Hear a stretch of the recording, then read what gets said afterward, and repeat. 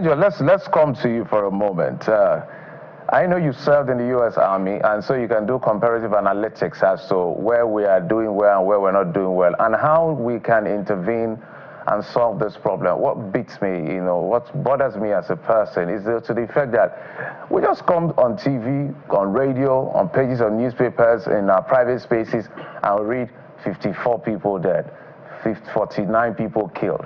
It is human beings. We're talking fathers here, we're talking mothers, we're talking children, we're talking all classes of people. So there are orphans now, there are widows, there are widowers, there are all classes of people being created, and it's just a recurrent decimal. Major, that's for you. Good morning, and it's quite unfortunate what is going on in Plateau State. It's been going on for quite some time now.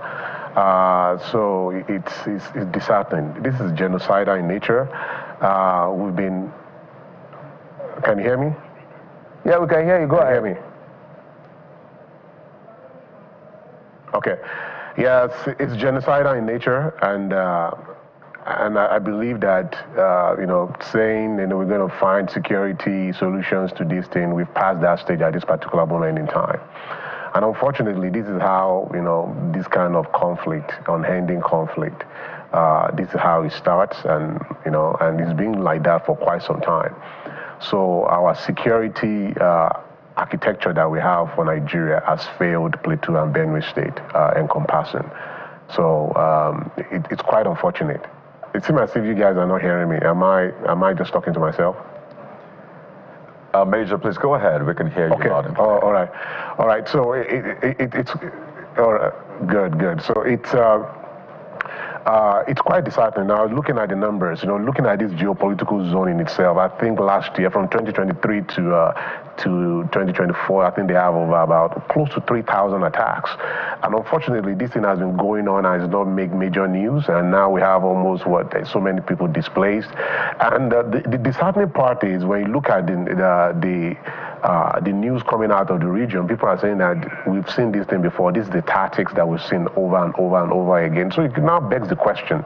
We keep seeing these tactics over and over again. They come in the middle of the night, they kill, they leave, they kill, they leave. They come during the planting season, they kill, they leave. They come during the harvest season, they kill, they leave. It's like, wow. So there's a pattern to this craziness, and yet we have yet to find a solution to it. So let's talk about how we even get there in the first place. How the security architecture that we have in Nigeria has failed Plateau and Benue State. I know the current administration has done so much when it comes to, extending their security architecture to move around, and they've done awesome job in the last 1 year. But there are few things that are lacking, and those few things are actually making every effort that they've done in the past are making it look like they haven't done much. This particular thing that we're going on in the Plateau State right now needs one thing and one thing only. We have to break down the security architecture of Nigeria. It's not working. It's not working. It's been there for decades now. This particular killing has been going on for on and on. So you put in, or is it a new wine in old skin, or old skin in new wine, whatever, it's not working. So we have to restructure. To really fix Benue and Plateau State, we have to look into how our security architecture has really failed Nigeria so far. And we can get into that in the further discussion. Definitely. But I'll let, I won't kind of steal the show, but during the course of our discussion, we'll talk more on that.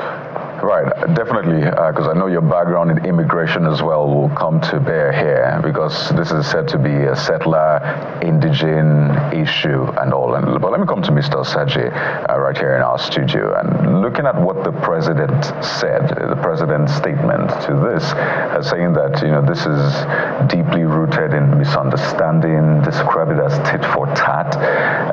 That's from the president's perspective. And you understand that the president has a dashboard of all of the factors responsible. You expect that the NSA, all of the security heads and chiefs will brief him that this is what is responsible.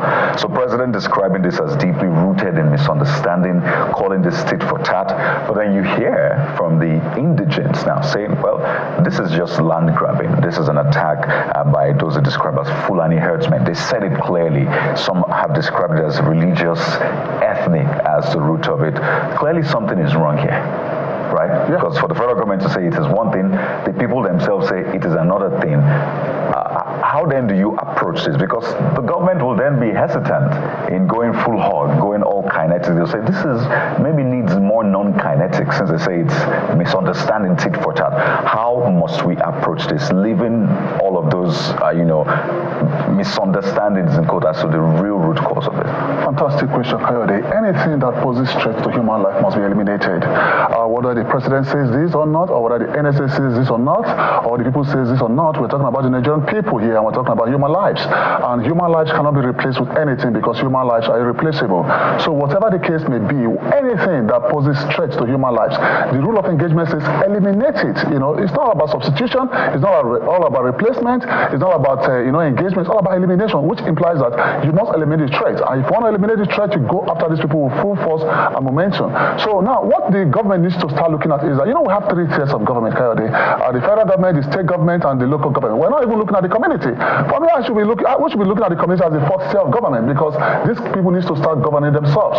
Looking at the governance space of Nigeria, or governance space of Nigeria, it's a very wide landmass, and these guys capitalize on the vulnerability of those landmarks, because where these attacks are taking place, if you go there, Coyote, outside camera, you discover that there are no security presence there. So if there are no security presence there, then the security agent needs to fall back on board and understand that security is all about being responsive and being preventive.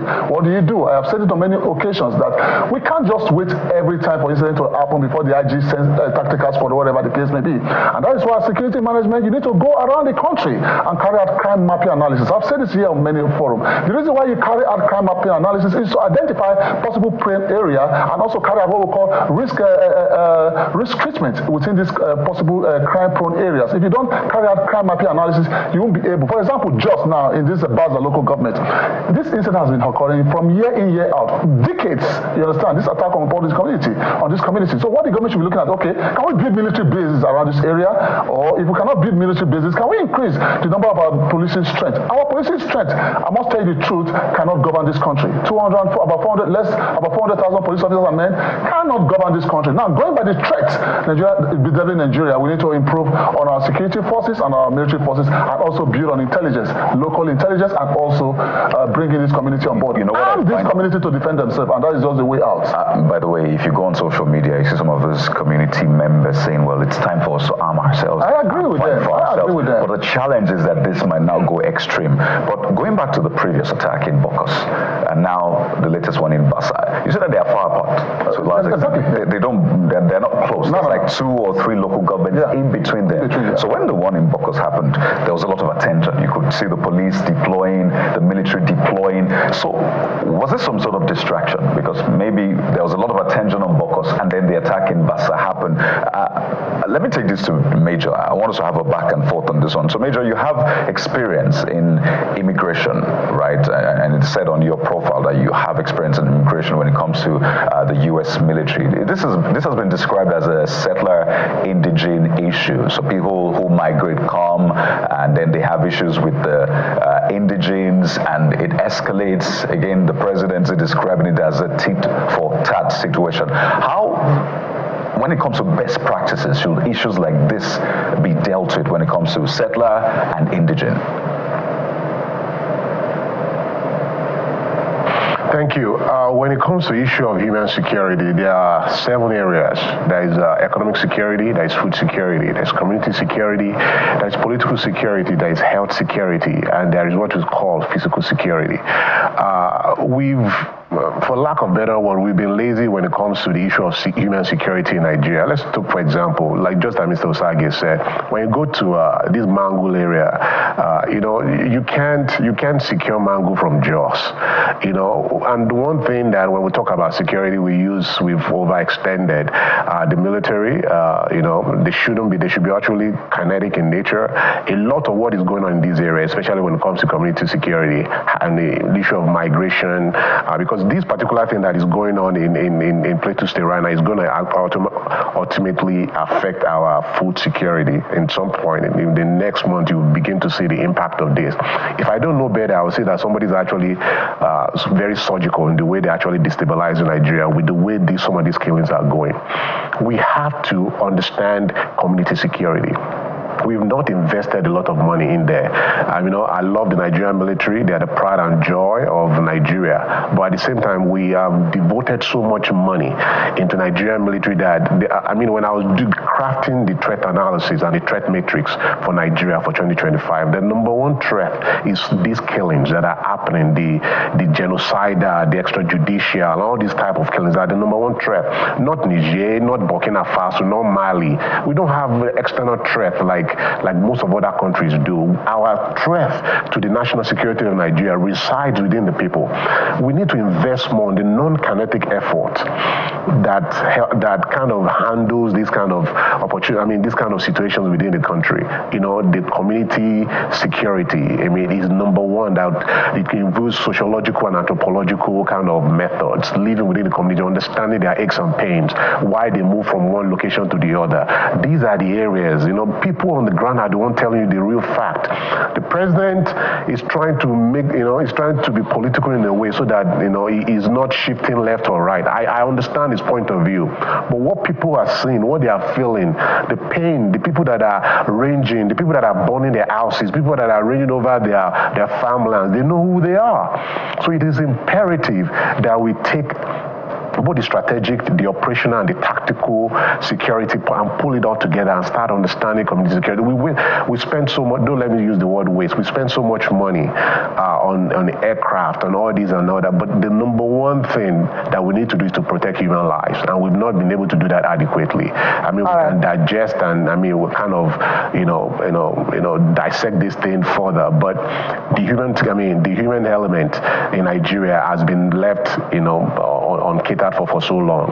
And the people that were saying that, maybe Nigerians should have arms, they're not too far from the truth, because at this point, if the government is not protecting its citizens, your number one responsibility is to protect yourself. So there is an argument, there is a plausible argument for that. But let's not go that far yet. Let's look into how our communities can be empowered so that we can protect ourselves. That's number one. That's the number one thing. And that has to be done by all the level of government involved. Yeah, Major Adeleke, the people seem to have been left with no choice. You said something significant earlier, that the architecture of Nigerian security agencies has failed. And indeed, to back that up, Mr. Osagie said that we must stop this reactionary approach to dealing with these matters. We must go after those who are causing mayhem in our communities. But there's something that is significant, and I'm bringing that to you now, Mr. Osagie.